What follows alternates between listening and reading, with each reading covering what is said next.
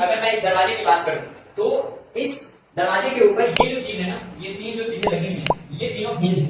हम इसके एक क्रॉस जो है ना ये रोटेट करता है, और जो मैं हाथ से खींच रहा हूँ या फिर अंदर की तरफ ले जा रहा हूँ, ये लाइन ऑफ एक्शन है। तो लाइन ऑफ एक्शन के परपेंडिकुलर इस वाली चीज को हम बोलते हैं परपेंडिकुलर डिस्टेंस, राइट। और ये है मेरा लाइन ऑफ एक्शन, तो ये दोनों हमेशा परपेंडिकुलर रहते हैं। तो असल में जो ये रोटेशन है ये डिपेंड करता है दो चीज के ऊपर, एक है फोर्स के ऊपर और दूसरा है परपेंडिकुलर डिस्टेंस के ऊपर।